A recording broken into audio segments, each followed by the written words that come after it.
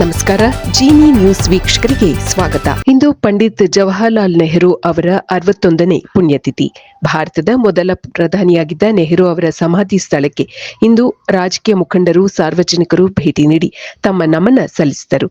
ಪ್ರಧಾನಿ ಮೋದಿಯವರು ಭಾರತದ ಮೊದಲ ಪ್ರಧಾನಿಯಾಗಿದ್ದ ನೆಹರು ಅವರನ್ನು ಸ್ಮರಿಸಿ ತಮ್ಮ ನುಡಿ ನಮನ ಸಲ್ಲಿಸಿದ್ದಾರೆ. ಪಾಕಿಸ್ತಾನ ಭಯೋತ್ಪಾದನೆಯನ್ನು ಪ್ರವಾಸೋದ್ಯಮವನ್ನಾಗಿ ಪರಿಗಣಿಸಿದೆ ಎಂದು ಪ್ರಧಾನಿ ಮೋದಿಯವರು ಹೇಳಿದ್ದಾರೆ. ಭಾರತ ಪ್ರವಾಸೋದ್ಯಮಕ್ಕೆ ಆದ್ಯತೆ ನೀಡಿದ್ದರೆ ಪಾಕಿಸ್ತಾನ ಭಯೋತ್ಪಾದನೆಗೆ ಆದ್ಯತೆ ನೀಡಿದೆ ಎಂದು ಅವರು ಹೇಳಿದ್ದಾರೆ. ನಿನ್ನೆ ಗುಜರಾತ್ನ ಭುಜ್ಗೆ ಭೇಟಿ ನೀಡಿದ್ದ ಅವರು ಸಭೆಯನ್ನುದ್ದೇಶಿಸಿ ಮಾತನಾಡಿದರು.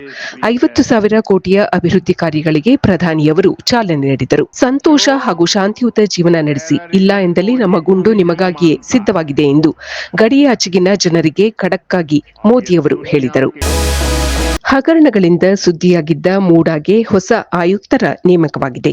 ಮೈಸೂರು ಅಭಿವೃದ್ಧಿ ಪ್ರಾಧಿಕಾರಕ್ಕೆ ಕೆಆರ್ ರಕ್ಷಿತ್ ಅವರನ್ನು ಪ್ರಭಾರ ಆಯುಕ್ತರನ್ನಾಗಿ ನೇಮಕ ಮಾಡಲಾಗಿದೆ. ಮೈಸೂರು ಉಪವಿಭಾಗದ ಸಹಾಯಕ ಆಯುಕ್ತರಾಗಿ ಸೇವೆ ಸಲ್ಲಿಸುತ್ತಿರುವ ರಕ್ಷಿತ್ ಅವರಿಗೆ ಈ ಜವಾಬ್ದಾರಿಯ ಜೊತೆಗೆ ಪ್ರಭಾರ ಆಯುಕ್ತರ ಜವಾಬ್ದಾರಿಯನ್ನು ನೀಡಲಾಗಿದೆ. ಈ ನೇಮಕಾತಿ ತಕ್ಷಣದಿಂದಲೇ ಜಾರಿಗೆ ಬಂದಿದೆ. ಕನ್ನಡ ಚಳುವಳಿ ಸೇನಾನಿ, ಕನ್ನಡ ಬಾವುಟದ ರಚನೆಕಾರ ಮಾ ರಾಮಮೂರ್ತಿ ಅವರ ಧರ್ಮಪತ್ನಿ ಶ್ರೀಮತಿ ಕಮಲಮ್ಮ ರಾಮಮೂರ್ತಿ ಅವರು ಇತ್ತೀಚೆಗೆ ನಿಧನರಾದರು. ಅವರಿಗೆ 100 ವರ್ಷ ವಯಸ್ಸಾಗಿತ್ತು. 1967ರಲ್ಲಿಯೇ ಕಮಲಮ್ಮ ಅವರು ತಮ್ಮ ಪತಿ ರಾಮಮೂರ್ತಿ ಅವರನ್ನು ಕಳೆದುಕೊಂಡಿದ್ದರು. ಅಷ್ಟೇ ಅಲ್ಲದೆ ಪತಿಯೊಂದಿಗೆ ತಮ್ಮ 2 ಮಕ್ಕಳನ್ನು ಸಹ ಕಳೆದುಕೊಂಡಿದ್ದರು. ಮನೆಯ ಮುಂದೆ ಸಂಭವಿಸಿದ ಭೂಕುಸಿತದಲ್ಲಿ ಕಮಲಮ್ಮ ಅವರು ಪತಿ ಹಾಗೂ ಪುತ್ರರನ್ನು ಕಳೆದುಕೊಂಡು ಒಂಟಿಯಾಗಿದ್ದರು. ಇತ್ತೀಚೆಗೆ ಬೆಂಗಳೂರಿನ ವೃದ್ಧಾಶ್ರಮದಲ್ಲಿ ತಮ್ಮ ಕೊನೆಯ ದಿನಗಳನ್ನು ಕಳೆದಿದ್ದರು. ತಮ್ಮ ಹಿರಿಯ ಪುತ್ರ ತೇಜ್ ಪ್ರತಾಪ್ ಅವರನ್ನು ಪಕ್ಷದಿಂದ ಹಾಗೂ ಕುಟುಂಬದಿಂದ ಉಚ್ಚಾಟಿಸಿ ಬೇಸರದಿಂದಿದ್ದ ಬಿಹಾರದ ಮಾಜಿ ಮುಖ್ಯಮಂತ್ರಿ ಲಾಲು ಪ್ರಸಾದ್ ಯಾದವ್ ಇಂದು ಖುಷಿಯಲ್ಲಿದ್ದಾರೆ.